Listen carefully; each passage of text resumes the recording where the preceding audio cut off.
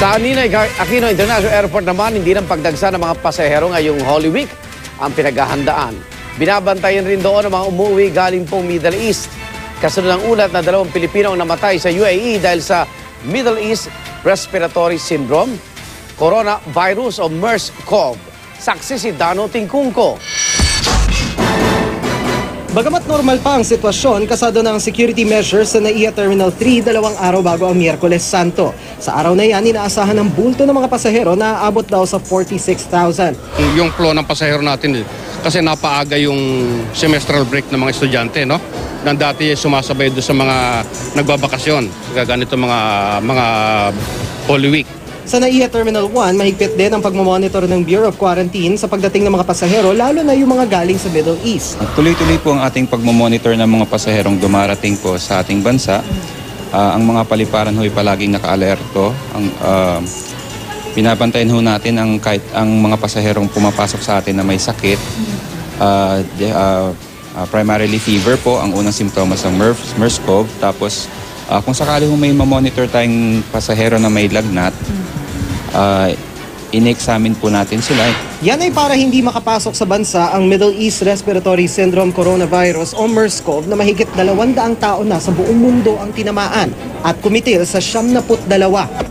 2 kababayan na natin sa Middle East ang namatay dahil dito. Pinakahuli ang 40 anyos na Filipino health worker sa Al Ain, UAE. Naka-quarantine naman ang 5 niyang kasamahang Pilipino rin. These 5 Filipinos are doing well and are recovering well. Most probably they were exhibiting symptoms of the virus infection. That's why they were put under quarantine. Hinihintay ngayon ng DOH ang ginawang contact tracing ng World Health Organization sa nasawing biktima para matukoy kung paano niya nakuha ang sakit. So that we can be clarified of certain questions like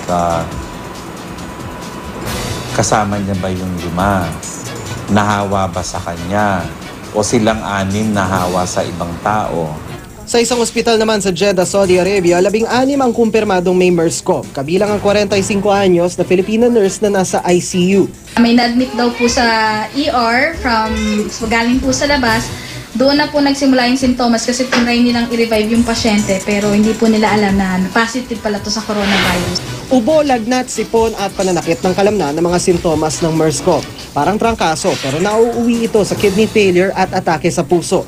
Nakamamatay rin ito gaya ng SARS pero ayon sa mga eksperto, mas madaling dumapo ang MERS-CoV sa mga may sakit na o mahina ang immune system. If you develop these symptoms within 2 weeks after your last visit to any of those countries, you have to show yourself sa hospital or at least quarantine mo muna. The recommendation is only for Filipinos there to take precaution and to listen and follow instructions of the health authorities. Ako si Dano Tingkungko, ang inyong saksi.